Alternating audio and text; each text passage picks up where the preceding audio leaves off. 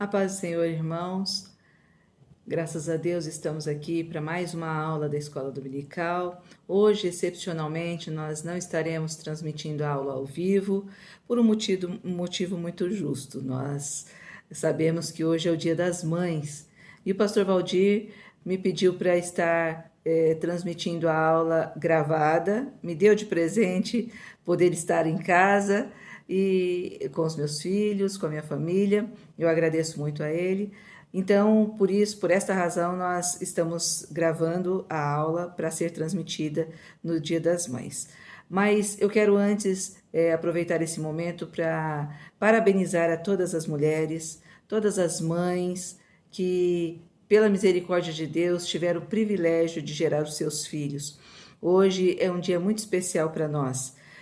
No meu caso, todos os dias das mães eu me sinto muito honrada por Deus. É um privilégio muito grande, eu me sinto privilegiada mesmo, porque era um sonho na minha vida desde criança ter meus filhos e Deus me deu esse privilégio.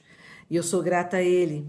E que o Senhor possa estar recebendo de cada uma de nós a nossa gratidão nesse dia. E você que não gerou seu filho no ventre, mas gerou no coração, você é mãe tanto quanto qualquer uma de nós, e que o Senhor possa te recompensar pela sua disponibilidade de ser a mãe que alguém precisou. Amém? Sintam-se abraçadas, sintam-se parabenizadas, que hoje seja um dia de alegria, que seja um dia de reconhecimento dos nossos filhos para com a nossa vida, porque nós merecemos. Amém? Sintam-se beijadas. Vamos à nossa aula. A nossa lição de hoje é a lição de número 9, ver para crer ou crer para ver. Nós vamos relatar o milagre de Jesus ao cego de nascença, do capítulo 9. Todo o capítulo 9 é o que nós estaremos estudando. Então, abra sua Bíblia, sua revista, se você tiver sua revista, abra sua revista aí para nós estarmos estudando a palavra do Senhor. João capítulo 9. O versículo-chave diz assim: Jesus continuou: Eu vim a este mundo para juízo, a fim de que os que não vejam, vejam, e os que veem se tornem cegos. João capítulo 9, verso 39. Os objetivos dessa lição: reconhecer a plena autoridade de Jesus sobre o físico e o espiritual, sentir gratidão pela obra de Cristo no coração dos eleitos, levar adiante a mensagem dos milagres e da salvação em Cristo Jesus. Esses são os objetivos da nossa lição. Na introdução diz assim: o capítulo 9 de João é singular quando pensamos em sua estrutura e propósito. Por isso, antes de expor o texto, é importante visualizarmos como João o estruturou. Nós já falamos nesses domingos antecedentes a respeito do propósito do evangelho que João escreveu a respeito da vida de Jesus. O evangelho tem um propósito fundamental: mostrar que Jesus é Deus. Cada um dos evangelistas tinha uma proposta, um propósito para escrever o seu livro, a sua carta, o seu evangelho. Mas João teve um propósito de narrar os feitos de Jesus, os seus milagres, e ele contou 7 milagres no seu evangelho a respeito da divindade. Jesus é Deus. Ele queria apresentar Jesus como Deus o tempo todo. E então ele estrutura esse milagre ele divide em 3 partes. Parte A: Jesus cura um cego de nascença de sua cegueira física. No verso 1 ao verso 7, nós temos essa narrativa de João. Na parte B, os fariseus se recusam a acreditar no milagre, pois são cegos espirituais. Do verso 8 ao 34. É uma discussão que Jesus tem com os fariseus, né? E eles criticam muito Jesus, nós vamos falar bem sobre isso. Eles criticam o fato de Jesus ter operado esse milagre, principalmente por ser no sábado. E então é narrado, é a segunda parte dessa estrutura que João faz. E na parte C, Jesus cura o ex-cego de nascença de sua cegueira espiritual, que é do verso 35 ao 41. Então, esse é o desfecho dessa narrativa de João, e aí a gente entende por que João colocou esse milagre no seu evangelho, porque, na verdade, Jesus queria mostrar para aqueles fariseus o quanto eles eram cegos. Então, nós vamos falar depois sobre isso também. Então, essa é a estrutura. Qual é o propósito do capítulo 9 de João, que nós precisamos observar? A história do cego foi contada para provar a messianidade de Jesus, do Isaías 42, de 1 ao 7. A história do cego ilustra e comprova que Jesus disse sobre si, que é do verso 8 ao verso 12. A história do cego ilustra e comprova as verdades que Jesus proclama, no capítulo 10, 25 a 28. Então, esse é o propósito. No resumo de tudo, o propósito de João é mostrar que Jesus era o Messias, aguardado, esperado pelos judeus, e Jesus é Deus. Vamos ler do verso 1 ao 7 na sua Bíblia, para que nós possamos entender o milagre em si. E passando Jesus, viu um homem cego de nascença, e os seus discípulos lhe perguntaram, dizendo: Rabi, quem pecou, este ou os seus pais, para que nascesse cego? Jesus respondeu: nem ele, nem seus pais. Nem ele pecou, nem seus pais. Mas foi assim para que se manifestem nele as obras de Deus. Convém que eu faça as obras daquele que me enviou enquanto é dia. A noite vem, quando ninguém pode trabalhar. Enquanto estou no mundo, sou a luz do mundo. Tendo dito isto, cuspiu na terra e com a saliva fez lodo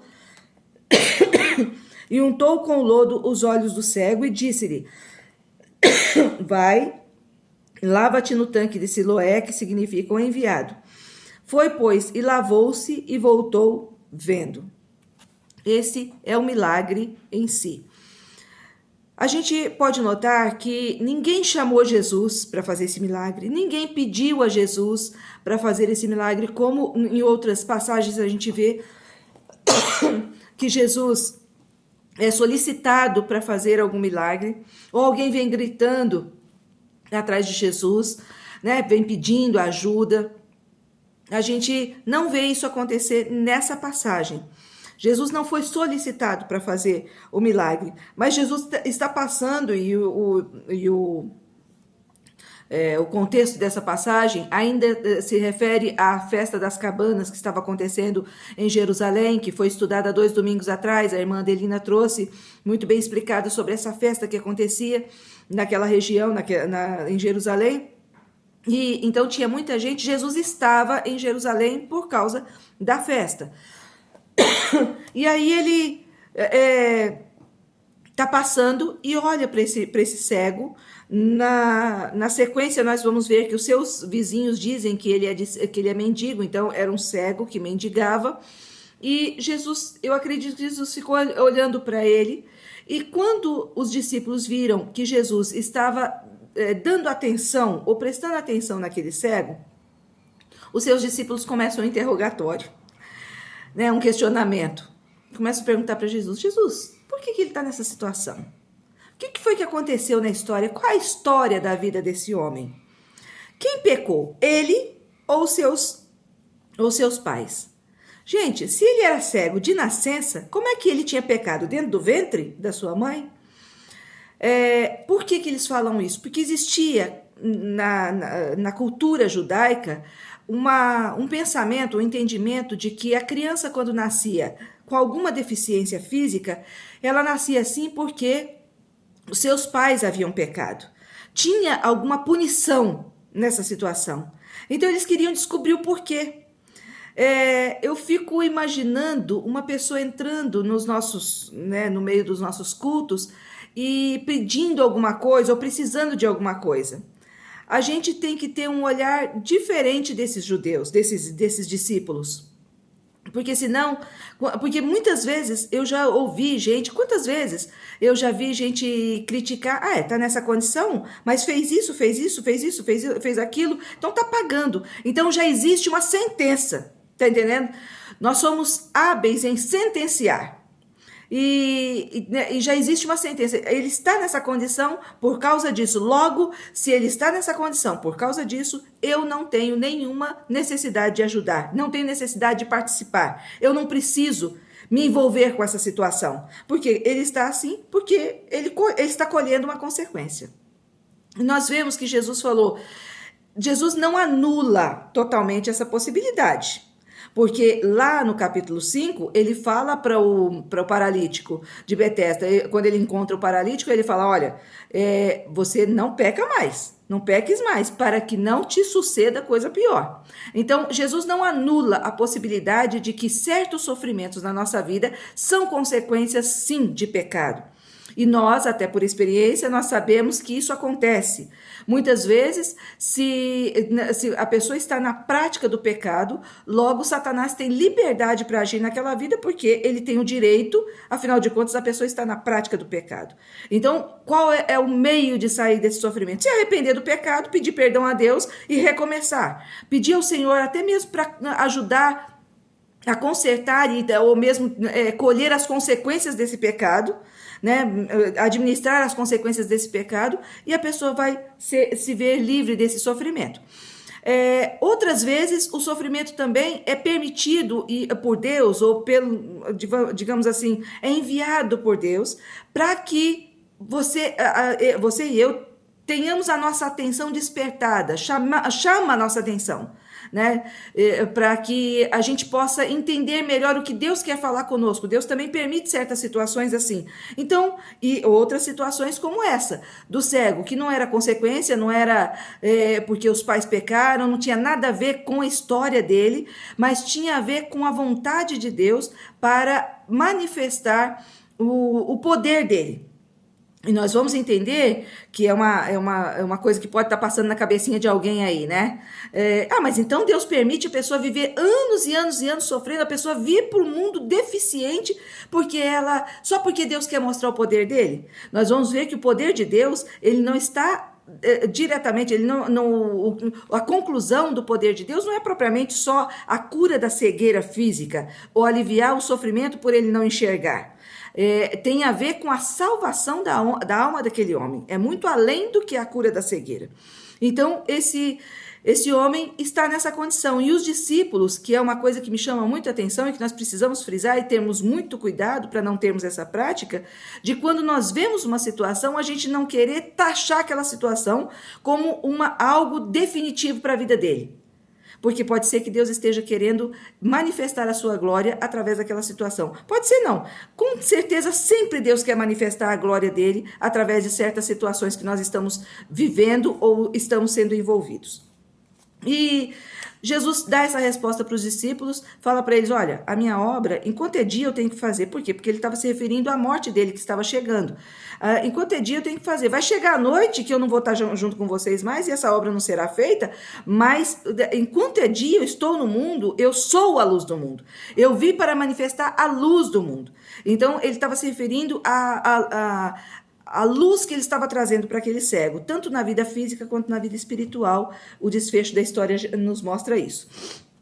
Então, na sequência, quando Jesus fala isso para os discípulos, explica para os discípulos, Jesus cospe no chão, faz lodo, porque era terra, não tinha asfalto naquela época, a cidade era de terra, e ele faz lodo, misturando o pó com a sua saliva, passa nos olhos do cego e fala para o cego assim, vai lavar no tanque de Siloé. Irmãos, vamos imaginar esse cego. Ele não viu esse homem, ele só ouviu, ele só está ouvindo. Porque todos nós sabemos que quando nos falta algum sentido, outros sentidos são desenvolvidos. Então, provavelmente, esse cego ouvia muito bem. Ele identificava as vozes com muita clareza. Mas ele não está vendo quem é que está falando com ele. Ele não sabe quem é Jesus. Ele não chamou por Jesus. Ele não pediu. Ele não sabe de nada do que está se passando. Mas ele recebe uma ordem. Ele só sente algo acontecer, algo passar nos olhos dele, a lama, né, o barrinho, aquele barro que Jesus fez com a sua saliva e o pó, passando nos olhos dele, e ele recebe uma ordem, vá lavar no tanque de Siloé. Eu fico me imaginando nessa situação. Será que eu teria fé e obediência o suficiente? Eu seria submissa àquela voz que me falou, vai fazer tal coisa? Esse cego já começa nos ensinando uma grande lição, a lição da obediência.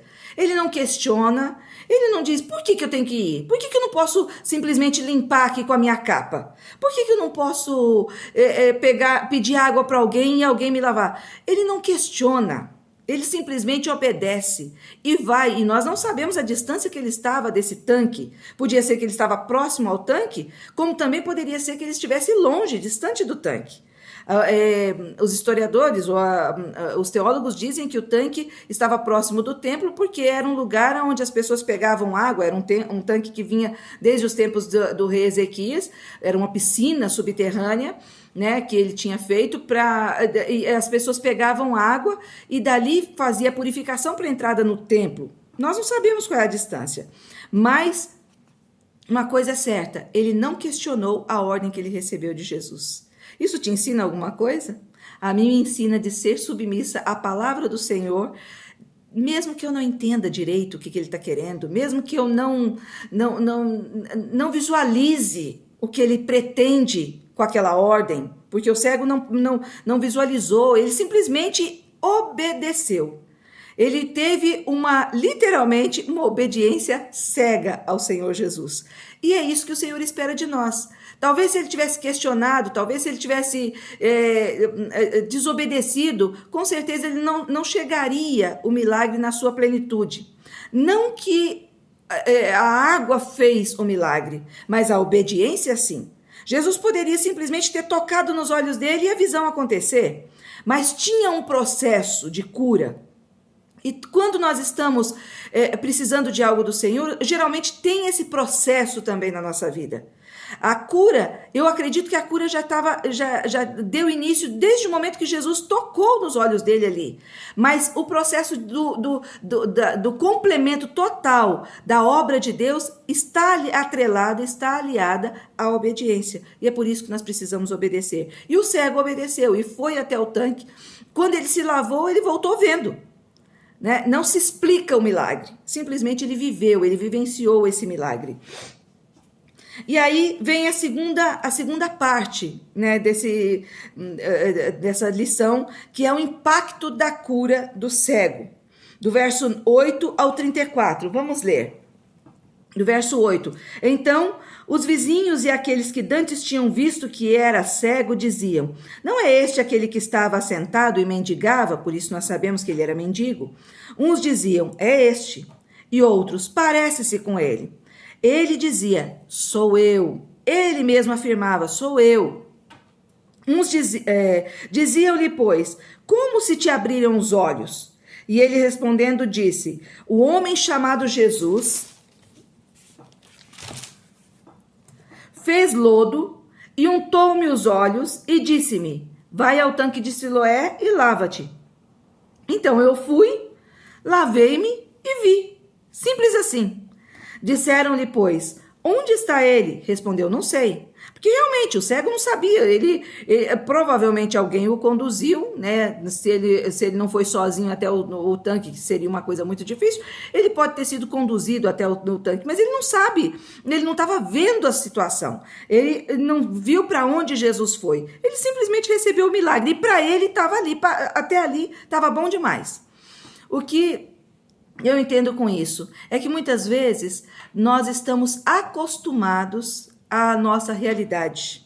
Preste atenção nisso. Muitas vezes nós não temos o que nós precisamos, mas nós nos acostumamos a uma realidade que não é a realidade que Deus tem para nós. Não é a realidade que Deus planejou para nós.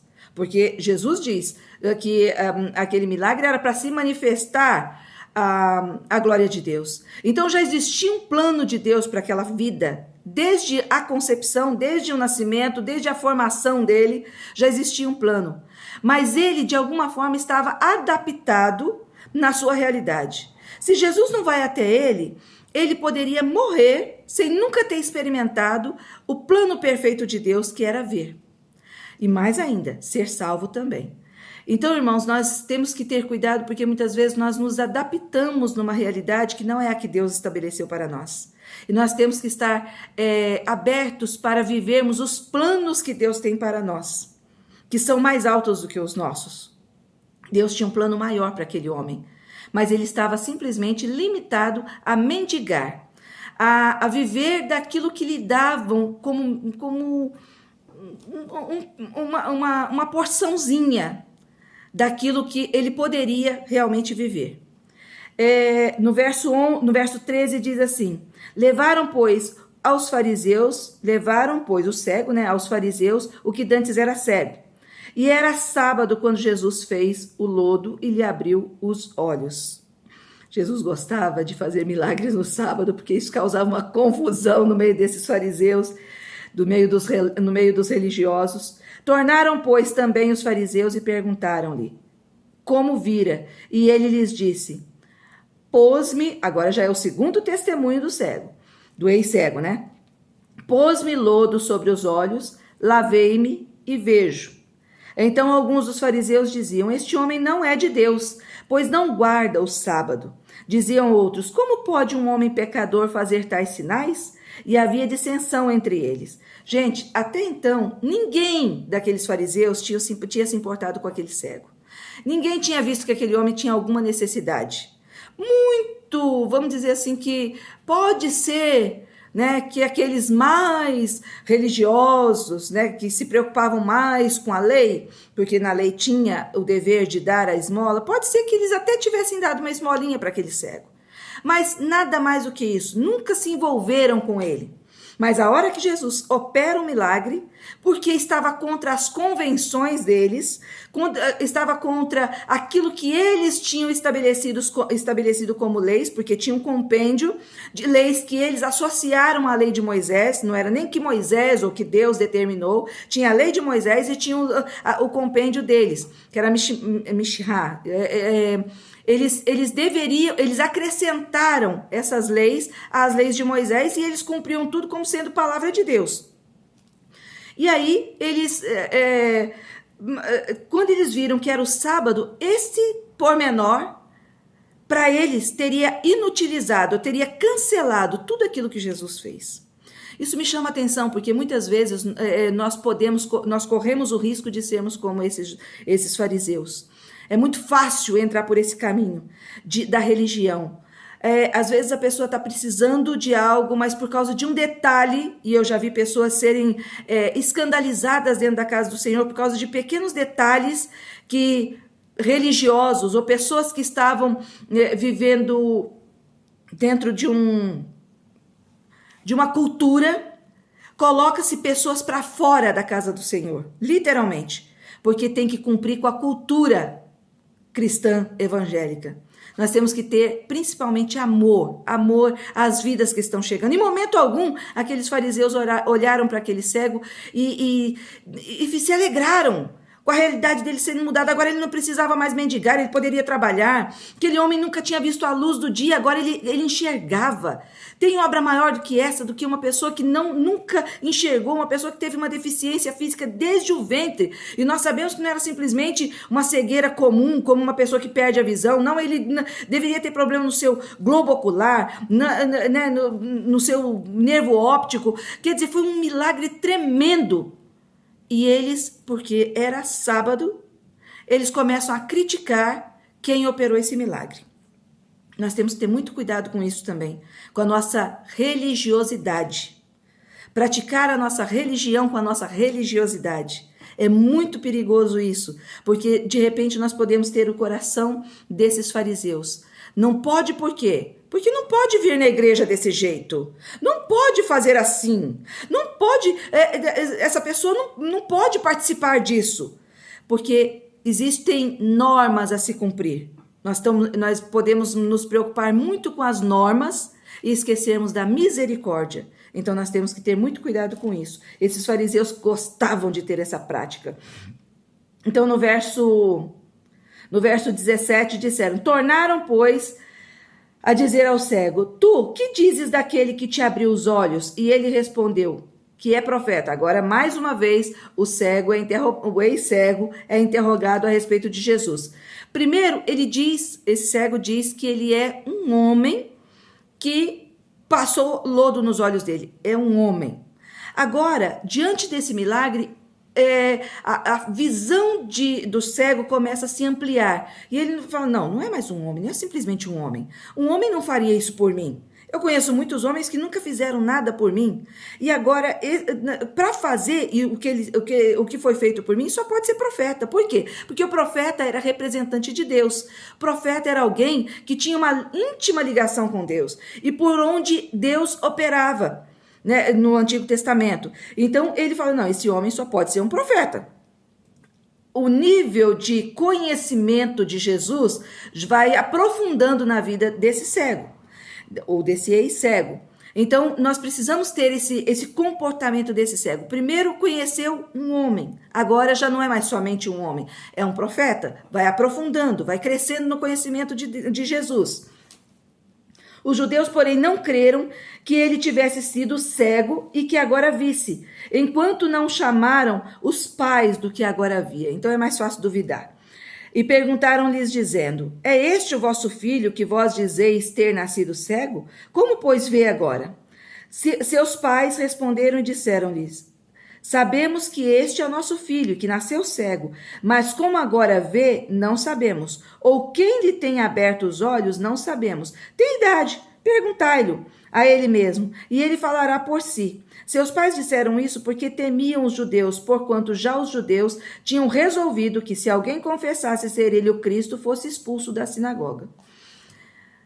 O milagre de Jesus agora já está tomando um volume muito grande, né? Já está tendo, não é mais somente entre ele e o cego, agora está se estabelecendo uma confusão, uma pequena confusão naquele lugar, né? Os cegos, os fariseus já não querem mais saber da vida do cego, porque suspeitou-se de que aquele cego não era cego de fato, de que aquele cego era um charlatão que estava ali mendigando durante anos somente para ter benefício, né? Somente para arrecadar dinheiro. Vamos chamar os pais do cego. Aí chama os pais do cego. Aí os pais falam, não, realmente, esse é o nosso filho e ele nasceu cego. Ele nasceu com uma deficiência. Mas quem fez isso nós não sabemos. Pergunta para ele já é um homem, ele tem idade para responder por si só, pergunta para ele. Por quê? Porque os pais do cego tinham medo de declarar que quem tinha feito isso realmente era alguém enviado de Deus, porque senão eles seriam expulsos da sinagoga. O que eu quero transmitir, que é o que eu entendo com essa passagem, o envolvimento com Deus requer de nós um compromisso que muitas vezes, muitos aí fora, muitos não estão dispostos a ter. Requer consequências, pode gerar na nossa vida certas consequências, requer posicionamento, compromisso. E aqueles pais não estavam dispostos a sofrer as consequências de um compromisso real com, até então, que eles conheciam como profeta. Isso ia acarretar para eles o dano de ser, vamos usar a expressão mais conhecida nos dias de hoje, serem excomungados da sinagoga. E eles não poderiam mais participar da sinagoga, eram pessoas que seriam excomungadas. Então, eles não queriam essa consequência, eles não queriam pagar esse preço. Então, eu prefiro ficar em cima do muro, tá entendendo? Quantos nos dias de hoje sabem que Jesus é Deus, sabem que o Evangelho é a verdade, que a palavra de Deus é a verdade, já tiveram testemunho disso, ou na sua própria vida, ou na vida daqueles que estão, né, do seu núcleo familiar, já presenciaram milagres de Deus, mas não querem se envolver, porque requer um compromisso, e o compromisso pode acarretar certas consequências, pode acarretar de serem expulsos de certos meios. Quantos? Eu tenho pessoas, amigas minhas, que narram para mim que antes, quando não conheciam Jesus, o núcleo de amigos delas, dessa família, era um núcleo assim, um amplo núcleo de pessoas. E pessoas do nível social alto da sociedade. De repente elas recebem Jesus como Salvador e elas se comprometem com Jesus, todos aqueles amigos se afastaram, elas ficaram sós, elas não tiveram mais a participação dessas pessoas nas suas casas, na sua casa, na sua família, foram discriminadas. Por quê? Porque assumiram um compromisso, mas nem todos estão dispostos a esse preço. Então, nesta manhã, Se você estiver passando por esse tipo de discriminação, tomou um posicionamento com Deus e agora as pessoas estão se afastando, saiba que essa é uma consequência real e é necessário que aconteça. É importante que aconteça. Não dá para abraçar as duas coisas. Não pode ficar em cima do muro. Ou você assume um compromisso com Jesus de fato, ou você não se envolve com ele. Os pais desse homem que era cego, o mínimo que eles tinham que fazer é tomar o mesmo posicionamento que o cego. Falaram, não, ele é um profeta. Ele é alguém enviado de Deus. E depois, no decorrer do texto, nós vamos ver que esse cego teve um posicionamento muito claro. Mas os pais não quiseram se envolver, porque tinham medo de sofrer as consequências, de perder o status que eles poderiam ter. Talvez não tivesse tanto, mas pelo menos o lugarzinho na sinagoga eles tinham. E eles não queriam perder isso. Você está disposto a perder algo? Talvez o seu nome, talvez o seu prestígio.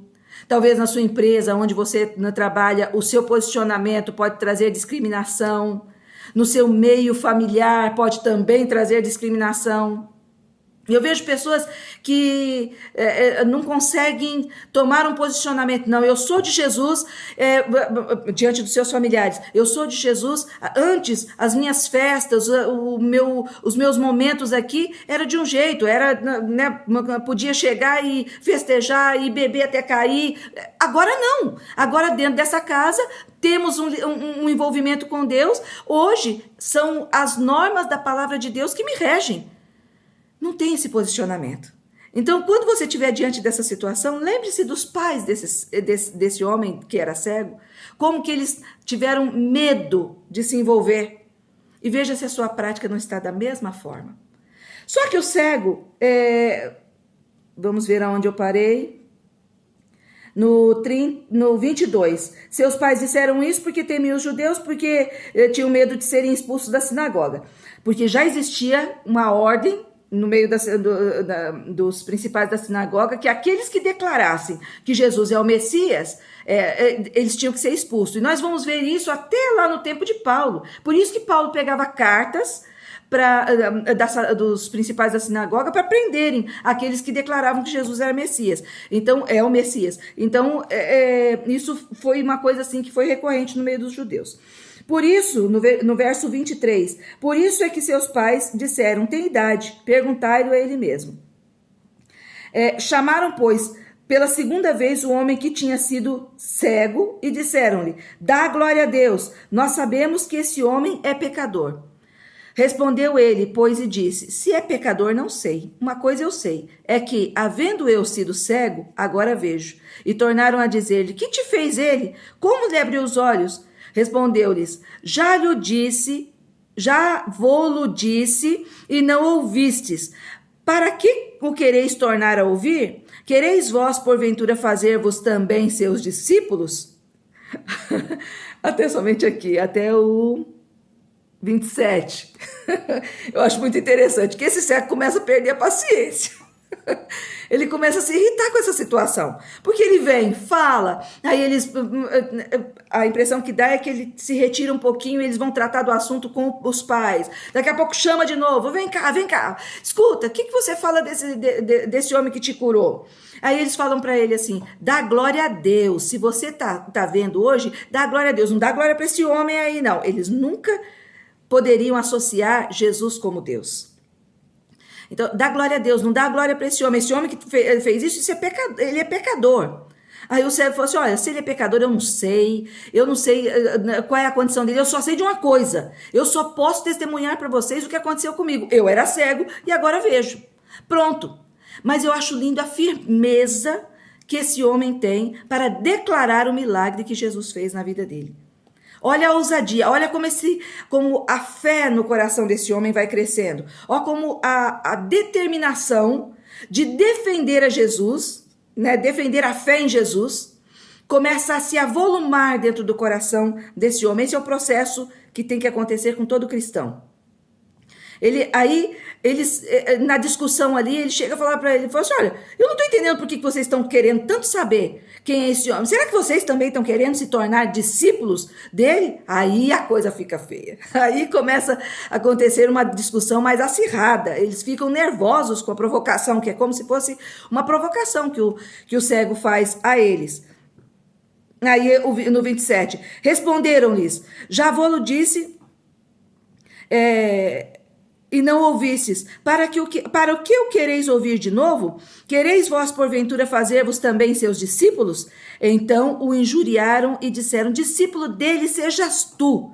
Nós, porém, somos discípulos de Moisés. Nós somos discípulos de Moisés, que ouviu a voz de Deus. Aí eles vão narrar depois. Nós bem sabemos que Deus falou a Moisés, mas este não sabemos de onde ele é.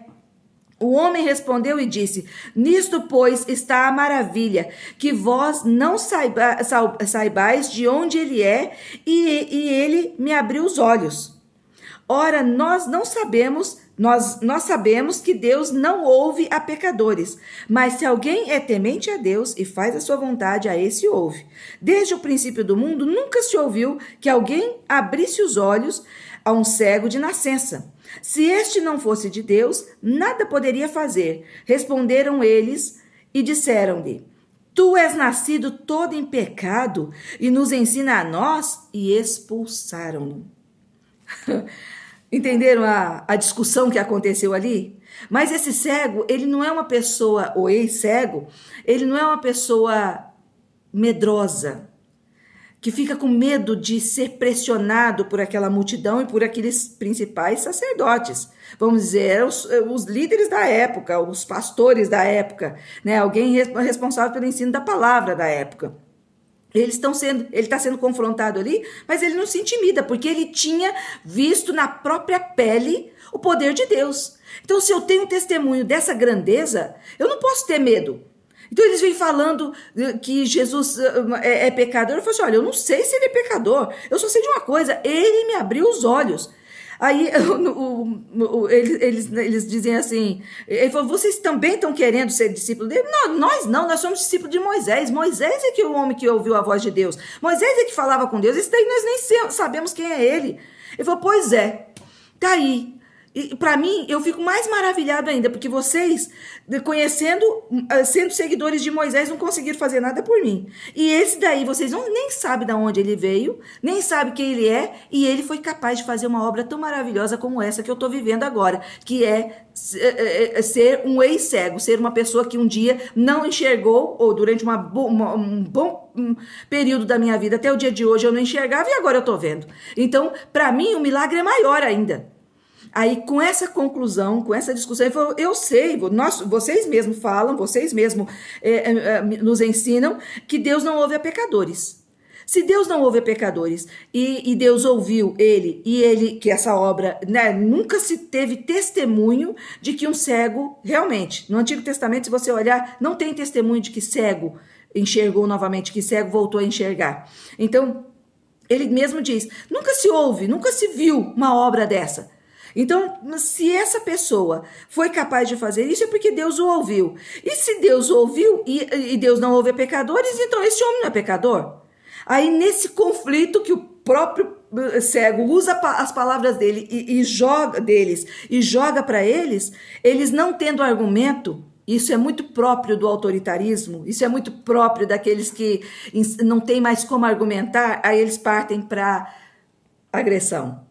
Né? Eles partem para serem duros, eles não têm mais como argumentar. Então é melhor, vamos acabar com essa discussão de uma maneira mais autoritária. Saia daqui. Aí aquilo que os pais tinham medo de acontecer, acontece com esse homem que era cego, né? Que recebeu a cura. Expulsaram-no provavelmente da sinagoga, porque eles estavam conversando ali. Então tomam uma atitude contra este homem. Jesus, sabendo aí, nós vamos para o terceiro tópico. A cura da cegueira espiritual.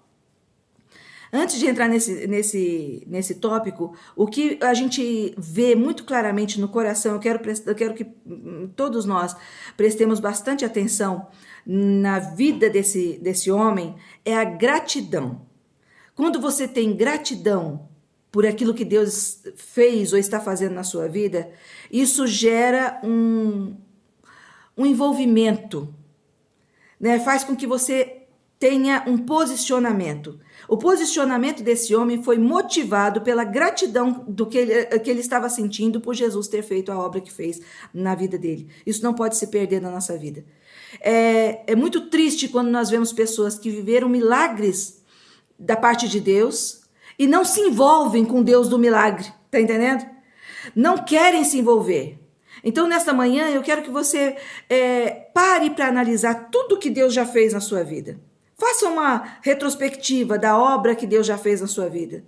Veja os momentos de milagre. Talvez Ele não tenha te curado nessa proporção da cura física, mas com certeza Deus já fez algo grande na sua vida. E apenas um milagre seria o suficiente para te trazer um envolvimento muito profundo com Deus. Então, se você está oscilando aí, presta atenção, porque o milagre, ele chama atenção para quem operou o milagre. E ele deseja que o milagre precisa te atrair para o Deus do milagre.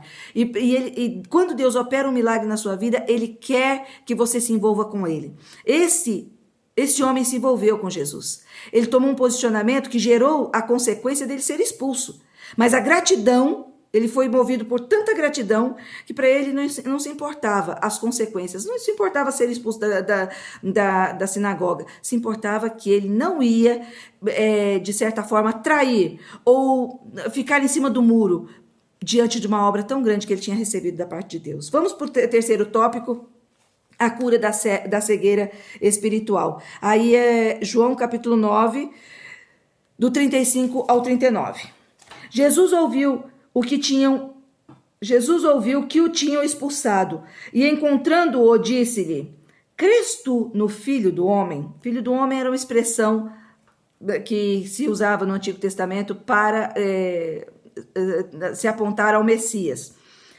Ele respondeu e disse: quem é ele, Senhor, para que nele creia? E Jesus lhe disse: tu já o tens visto, e é aquele que fala contigo. Ele disse: creio, Senhor, e o adorou. E disse-lhe Jesus: eu vim a este mundo para juízo, a fim de que os que não veem vejam, e os que veem sejam cegos. Aqueles dos fariseus que estavam com ele, ouvindo isso, disseram-lhe: também nós somos cegos? Disse-lhes Jesus: se fosseis cegos, não teríeis pecado.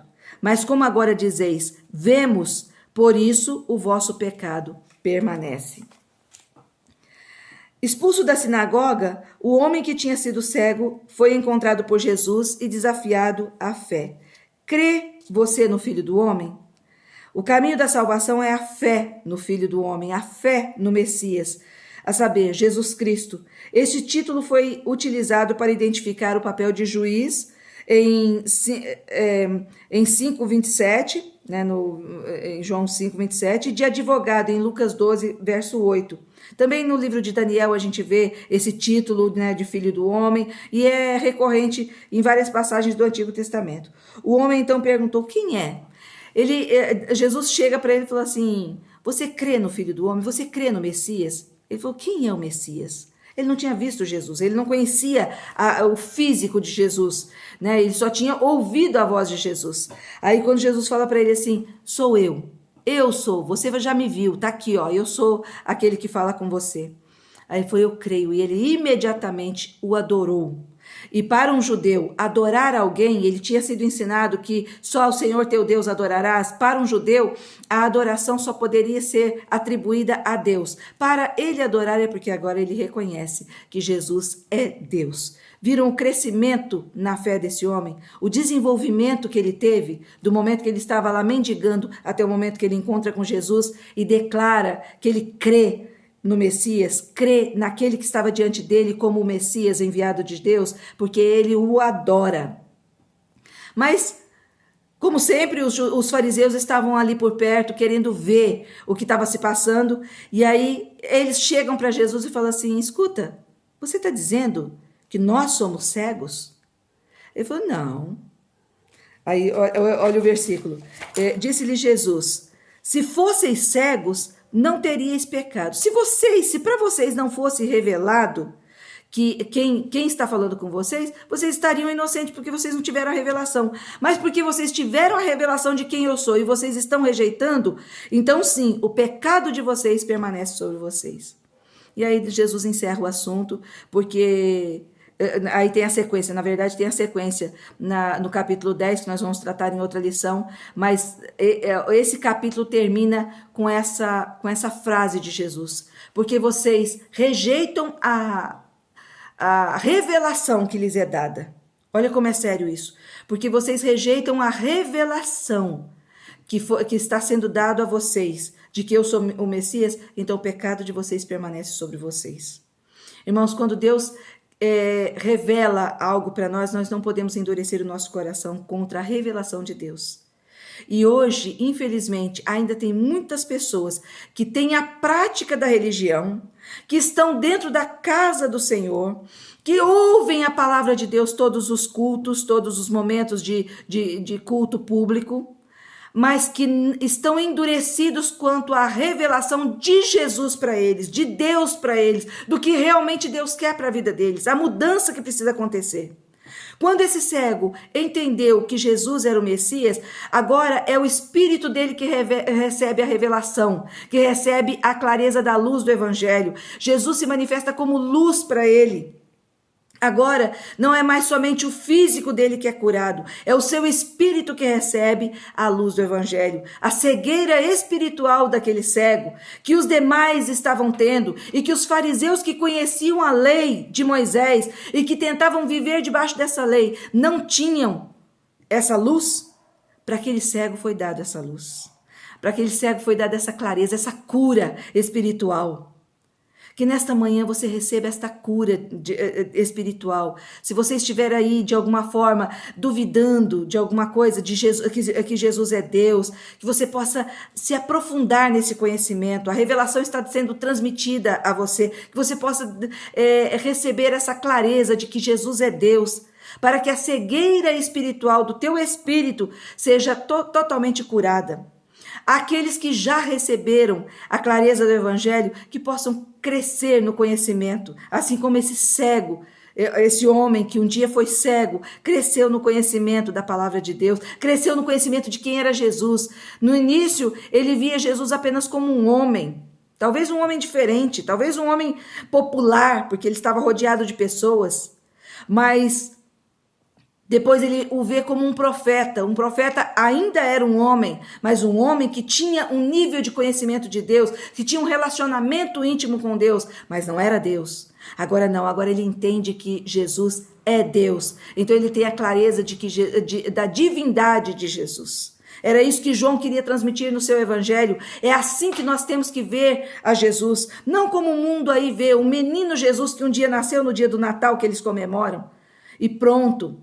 Não, nós temos que entender que Jesus é Deus, que morreu, que assumiu o nosso lugar, pagou os nossos pecados, mas vive hoje e vive eternamente. Ele está conosco, na pessoa do seu Espírito, Ele está conosco. Ele nos consola, nos conforta nesses momentos de aflição que nós temos passado, nesses momentos de incerteza, nesses momentos onde nós não sabemos o que virá, como vai, para que caminho seguir. Nós temos a luz, que é Jesus na nossa vida, e nós temos a convicção de que mesmo que nesta vida tudo se ceife, tudo termine, tudo acabe, nós estamos garantidos com Ele eternamente, porque o nosso espírito ouviu, nós não temos mais a cegueira espiritual, nós enxergamos Ele pela fé.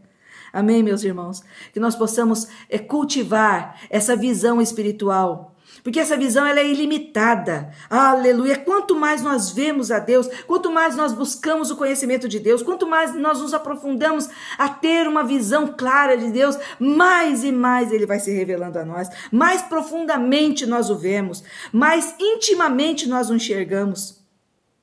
que nós possamos ser despertados nessa manhã, para crescermos nesse conhecimento de Deus. Amém? Deus abençoe os nossos irmãos, que essa aula possa, de alguma forma, trazer um resultado na vida de cada um de nós e que nós possamos enxergar ao Senhor como Ele quer ser visto por nós. Vamos orar? Pai, em nome do Senhor Jesus, nós te louvamos, Senhor amado, por esta aula, por essa meditação que tivemos na palavra de Deus. O Senhor sabe das nossas limitações. Senhor, nós não estávamos acostumados com esse meio de comunicação, mas nós te louvamos por termos recebido, Senhor amado, neste tempo, esse meio de comunicação para, mesmo distante, estarmos juntos. Nós te louvamos por tudo, Pai.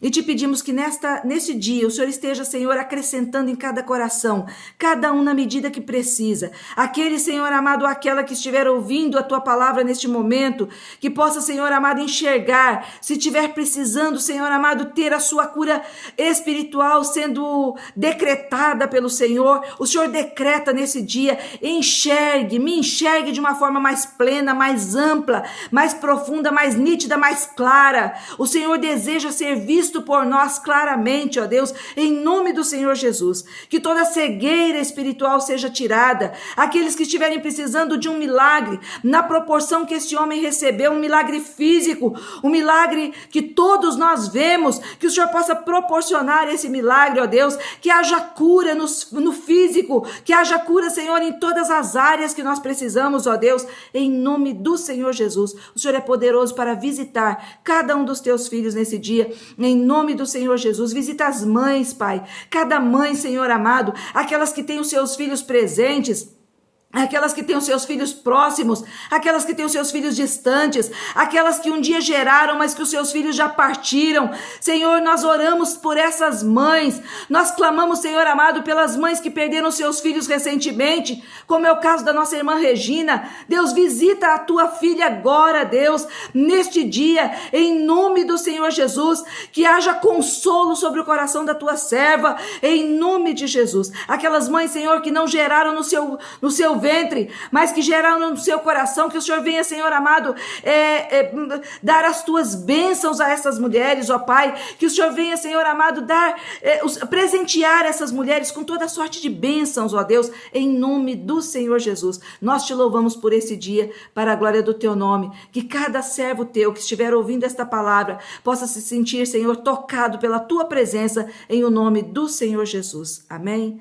Fiquem todos na paz do Senhor e que aprove a Deus que muito em breve nós estejamos juntos fisicamente, assim como estamos juntos espiritualmente. Amém? Deus abençoe os irmãos. Fiquem na paz do Senhor.